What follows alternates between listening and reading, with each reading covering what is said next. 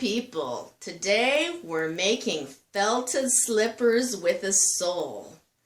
Last week my friend came by and said my sister and her boyfriend are visiting in town. Can you teach us all to make felted slippers? And oh, by the way, we've never felted anything in our lives. Sure, come on over. I'll bet you there's a million people on YouTube who've never felted a slipper in their lives either, and they're dying to know how. So come on and join us and see how newbies felt slippers like these.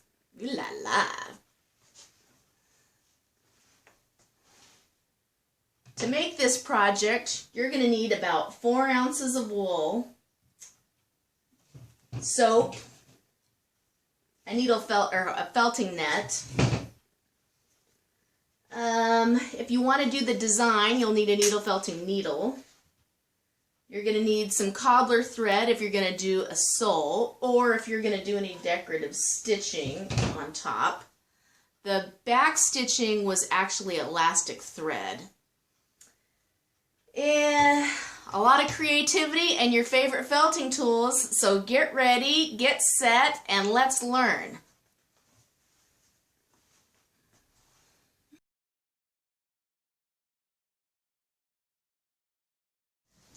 Okay, today in my shop I have visiting my lovely friend Sarah and Dan, who's also lovely in a different way.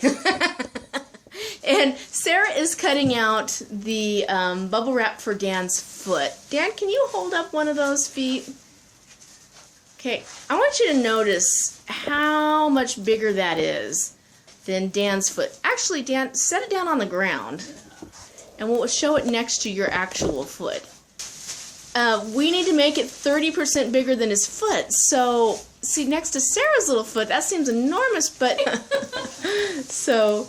Okay, you stay right there, Sarah. There you go. So Sarah's little foot that's way more than 30% for Sarah's foot, but here's Sarah's. So Sarah's foot looks so much smaller. I mean, it's bigger than her actual foot, but just stay still, Sarah. Just put your foot right here.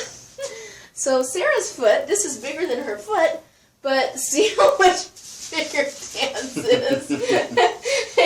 I kept thinking that can't be right, but that is actually right, okay? Because this wool is going to shrink by 30%. Actually, a little more than 30%, like 35%. So we need to be that much bigger. So if you've got a 10-inch foot, then you need to have 13 inches approximately in length when you have your pattern, okay? So that's that.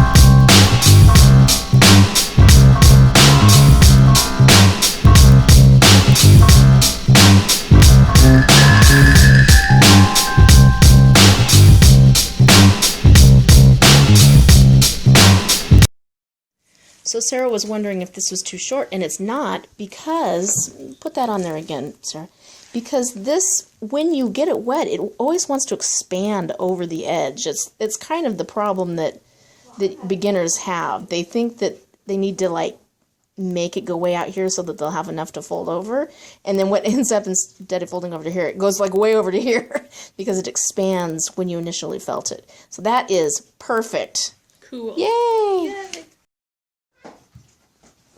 So Sarah's sister Rebecca is here working on some shoes. Hi, Rebecca. Hi. And she's just put on the second layer, or the bottom layer, of one of her slippers.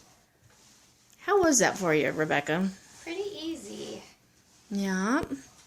She's got her netting on there so that her hands don't stick to the wool while she's felting.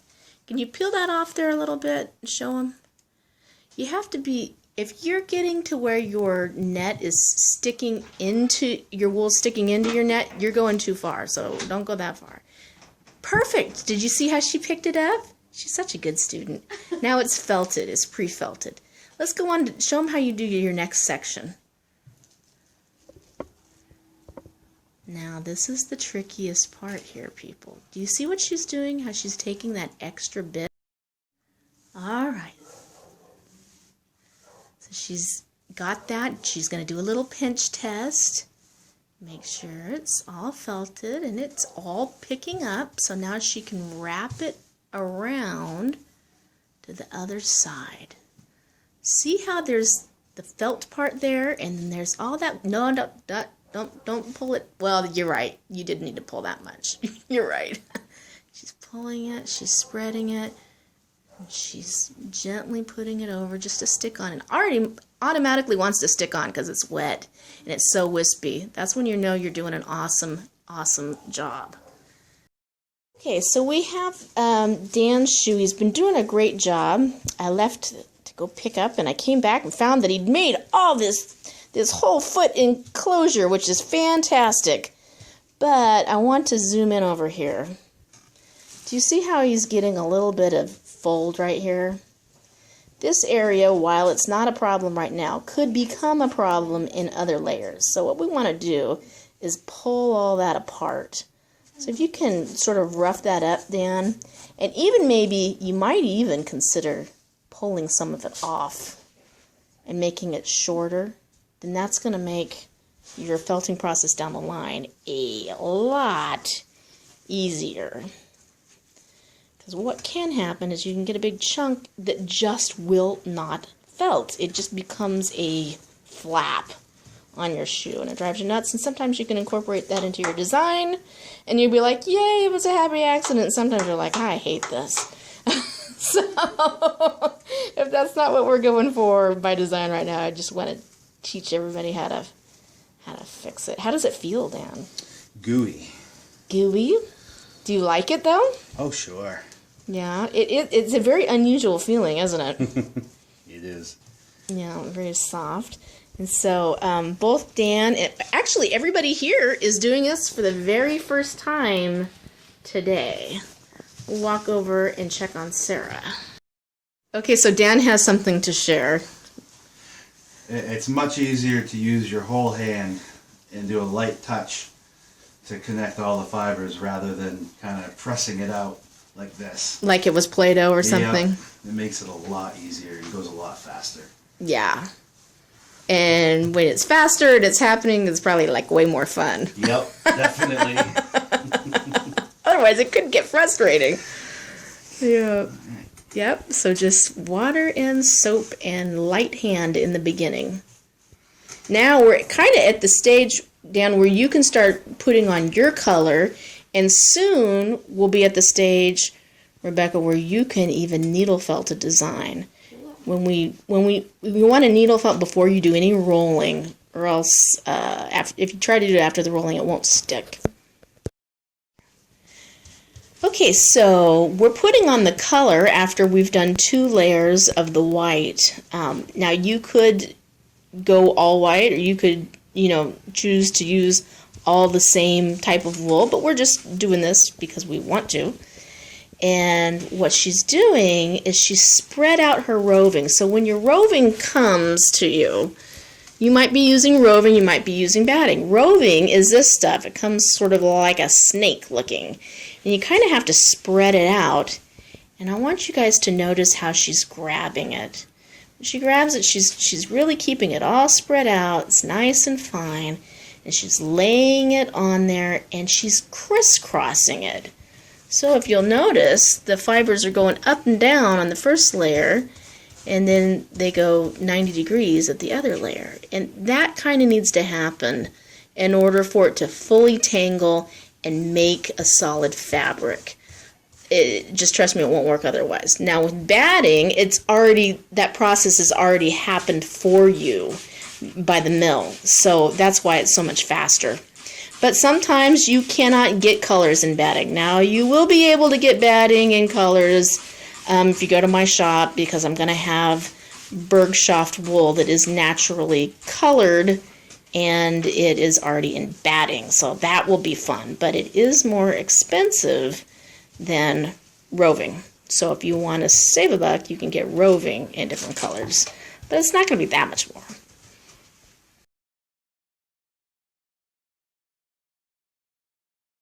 let's zoom on in and see if it's on there. Did you give it the pinch test? Oh. Well, that one's not. Maybe I need to tack that one on. That one is yarn, yes? So tack Right? that one on? Yeah. Yeah, so it automatically doesn't have enough edges to tangle. Okay. So here's your little needle felting needle. So people in YouTube land, she's using a needle, and she's always going in an up and down motion, or she can even go laterally, but she cannot twist. That would destroy the needle. So you can use the needle anytime you want to tack something specifically into place, and she'll hear it biting into the wool. She might even puncture a bubble wrap bubble, and that is totally okay. Now the other option for keeping something completely in place is to just grab some more wispy wool and drape it over there. So like this is going over there. If you had enough little wispy things, these wispy things would hold it, or you could use the gray if you wanted something else. But she's just going to do her abstract art. Here's a bunch down here. Oh, cool. And then reapply as she wants.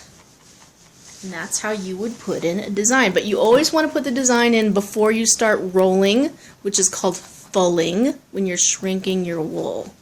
And if you do it after, I'm telling you, it will not necessarily be permanent.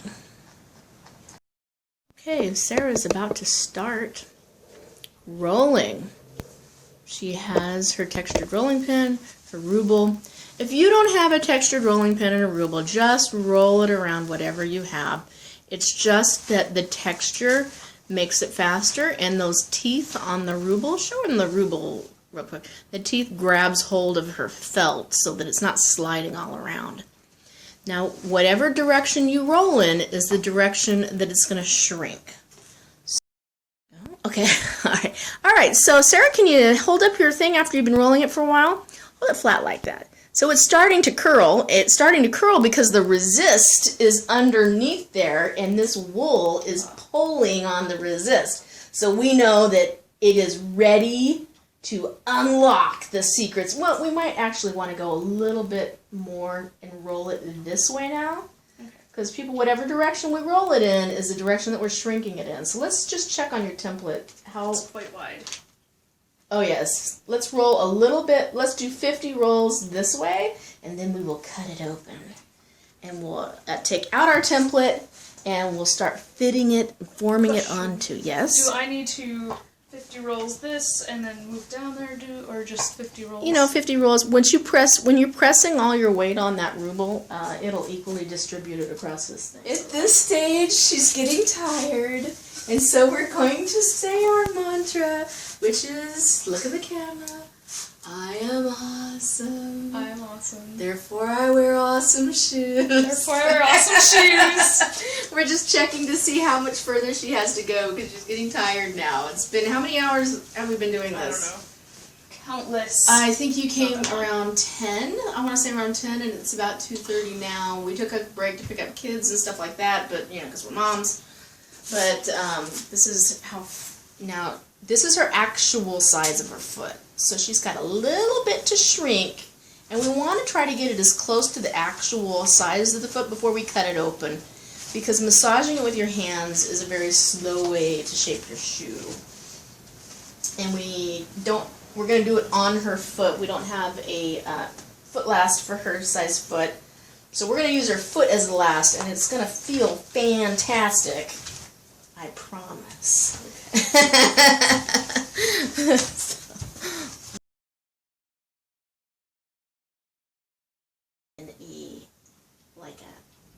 like a little angled opening. Oh, that's kind of cool. That is really cool. Or would you like just a traditional let's shoot for circle the angle opening. The angle opening. Will that be trickier? Let's do loafer. We're going simple. We're doing a slip-on shoe. We could even do a buckle. Oh my.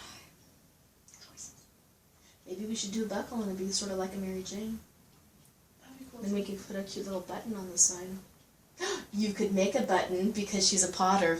That's very enticing, actually. Okay. It is, isn't it? Okay, so we'll cut right here. So we're going to actually be doing sort of almost two cuts. Okay.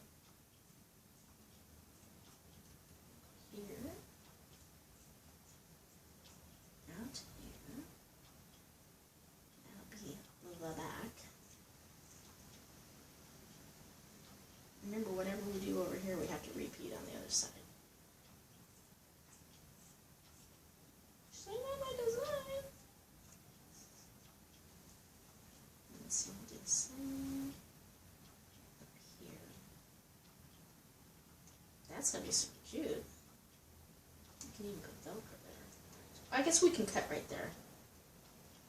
Because we'll bring it over.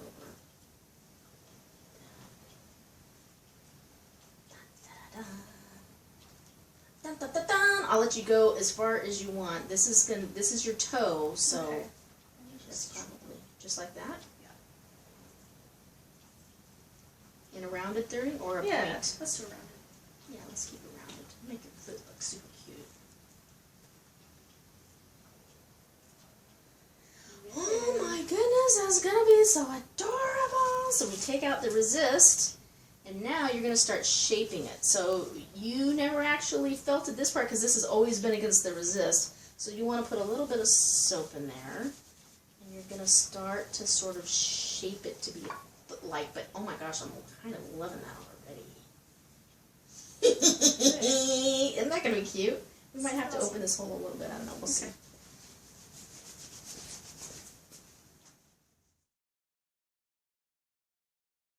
Guess who's back to finish her shoe? It's Sarah! Show them what you got there, Sarah. Sarah, we found out last night that it's really hard to do this on your own foot. So she came by, and I gave her a little foot last, a little jerry-rigged foot last, so that she could shape the top of the shoe.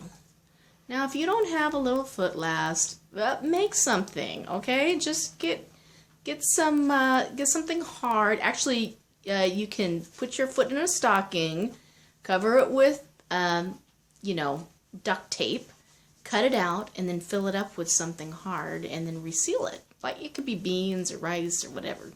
Just something to give you something to press against. Now, Sarah was like, "How long is this gonna take?" We'll see. But I did give her the rolling pin. So show them what I showed you with the rolling pin, Sarah. So she can, doing that is going to radically speed it up. Although the rolling pin's kind of big for her little tiny slipper.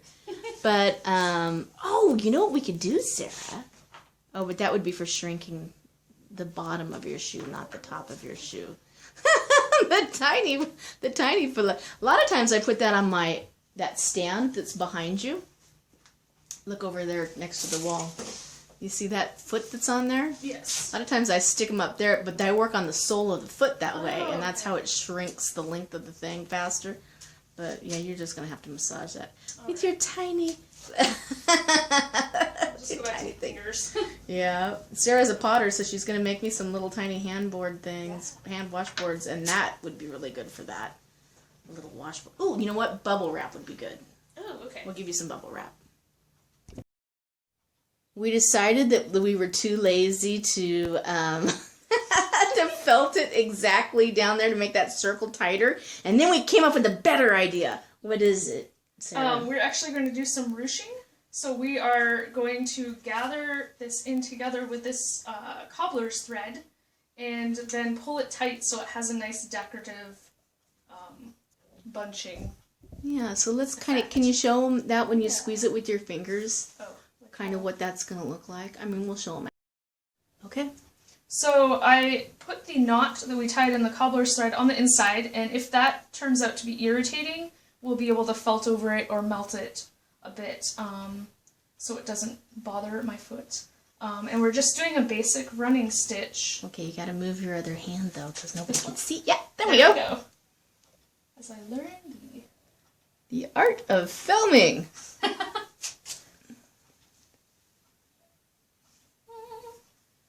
It's a little tricky with wet, soapy wool. There we go. Okay, now stand off to the side a little bit. There we go. Now we can see your stitch. Now, if you've never sewed before, you could just, do a little stitch in there. It's super easy, and then she'll be able to pull on one end, and it'll pull it through there and show them how if you pull on it, it ruches it up. Ta-da! Then she'll get those gathers. And it'll be awesomeness. And it'll actually look more like an ancient shoe.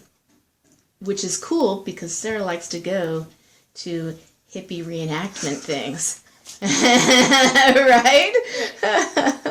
I love that, Sarah. Awesome. Now, how should we finish it off? Just Yeah, I'll show you. And that, my friends, is how you make a felted slipper.